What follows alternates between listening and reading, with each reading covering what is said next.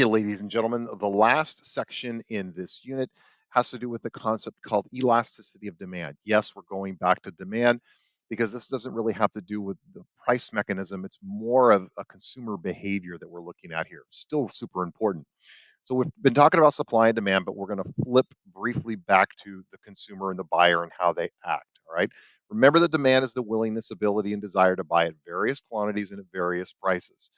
Now check out the curves. What is going on here? We have curves that are sloped steeper and curves that are sloped flatter, and these are demand curves. I mean, what's going on?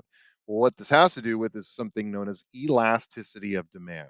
There is elasticity of supply, but we will not be studying it here in our high school economics course. You might get it in college. I didn't get really very much elasticity of supply when I was in college. Um, and what elasticity has to do with is basically not if a consumer responds to a change in price, but how much or how does a consumer respond to a change in price? Because we already know the law of demand says when price goes up, demanded goes down, and when price goes down, quantity demanded goes up. But elasticity is asking, okay, well, how much do people actually change when there's a change in price? Okay, because we know like nothing is totally static and not everything is the same. Gas prices keep rising, but we're still going to keep buying gas. It's not like all of a sudden we stop driving when gas prices go up. I mean, we do. There are changes in behavior, but they're going to be up there $6, $7 a gallon. Then we start changing our behavior and we buy more bikes or take more public transit. But the law of demand doesn't seem to work even if there's a 10% change in gas prices. So here's what curves that are inelastic and elastic look like. When you have a curve that is sloped steeper, that demand is considered inelastic. And what that means is people really want this good or service and will pay even when the price rises. So when you have a steep rise in price, the quantity demanded change is just not going to be very big because that good is really desired. When you have a flatter demand curve, what you see here is elastic demand. This is where people are willing to say no to an item when the price changes. So even a smaller change in price is going to create a larger change in the quantity demanded. And you're not going to have to know the formula. This is more of a visual. But formula wise, elasticity is basically the percentage change in quantity over the percentage change in price. Okay. Now, here's the three types of curves. And remember, elasticity is simply how the consumers react to a change in overall price, whether increase or decrease. All right. Usually, I like to look at a price increase because the behavior changes significantly and it takes more time as prices decrease. But when a price increases, you see really how consumers react. So, notice here we have a flatter curve. This is an elastic good or service. Think a luxury style good where, we get a 10% change in like a luxury good, that really is going to bump up the price of that luxury good quite a bit, and people are going to be like, "Oh, I don't really need this thing, so I'm going to stop buying it if the price goes up that much." Okay, and then what we do is we look at the formula for like the ideas of elasticity, and let's just say the change in price was 2%, but the change in quantity demanded was 5%. Well, if the change in quantity demanded is higher than the percentage change in price, then what you have is an elastic good. Quite simple. Okay. When the percentage of change in quantity demanded is higher than the percentage of change in price, that is an elastic good. Now, unitary elastic, and this is what most curves are like. Unitary elastic goods or services have a bow in them. And what that is when we have a 2% change in price and a 2% change in quantity demanded, that is a unitary elastic good. That good is where the price and quantity demanded are even. And most goods are at like that at a particular price. And this is what businesses are looking at, known again as a unitary elastic good. Inelastic goods, think about needs, like people where they're like, I need this. Okay. There could be a large change in price, but the change in quantity demanded here is very small.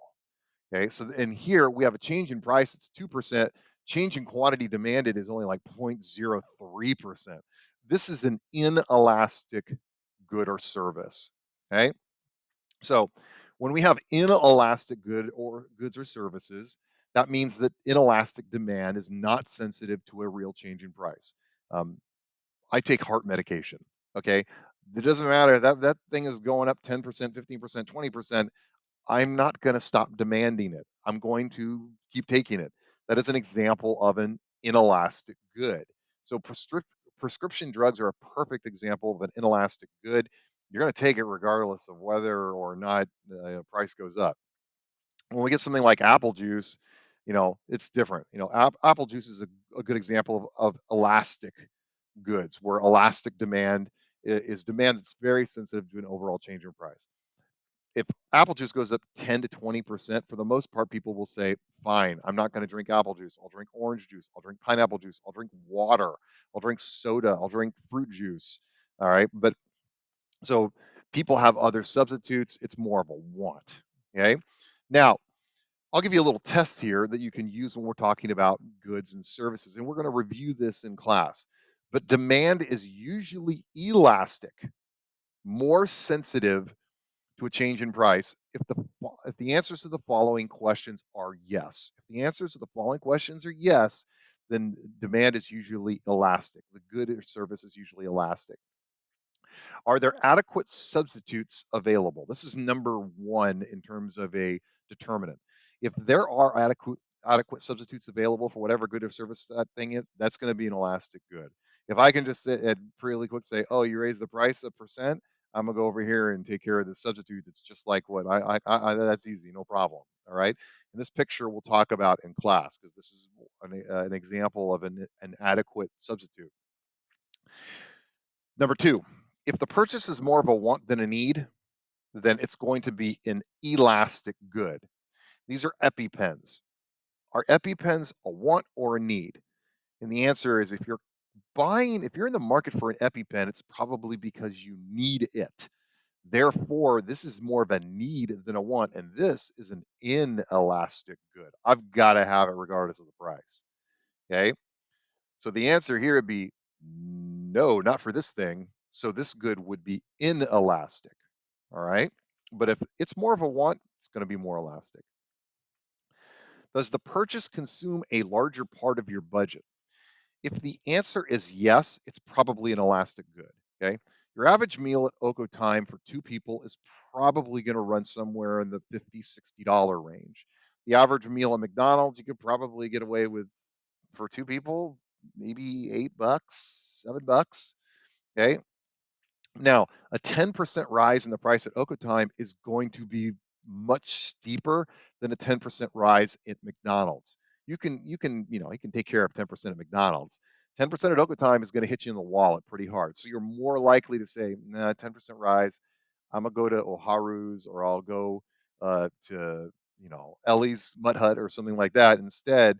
McDonald's 10% rise. You're like, not a big deal. It's the food is fairly cheap anyway. So if the purchase consumes a large part of your budget, like Time, probably more of an elastic good. Can you delay the purchase? These are often towards expensive things like, oh, I have a car, but I need a new car. Oh no, interest rates are too high right now, so I'm not going to go buy a car. Well, it's because the car is elastic.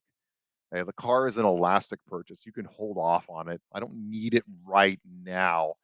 Most big ticket items would be considered elastic purchases. You will often see things priced um, farther down the road, cheaper to try to get you to buy into a certain good or service. For instance, um, stuff related to graduation will often be cheaper 6 to 8 months before graduation because the companies know your purchases are delayed and the goods are elastic at that time. The closer you get to graduation, the more they jack the price up because they know you can't delay the purchase much longer. Right? That's kind of how elasticity works.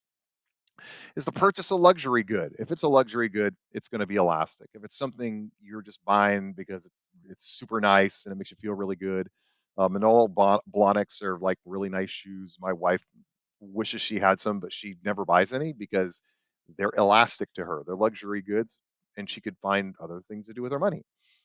So the test of elasticity, are there adequate substitutes? If yes, elastic. Is it a want?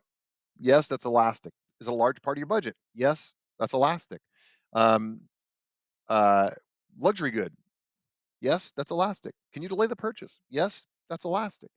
So remember, elasticity is how consumers will respond. More elastic goods, they were more likely not to purchase something when the price goes up. Inelastic goods are more like needs, where they're going to buy it even if the price does go up. And remember, elasticity overall is how the consumers react to a change in price.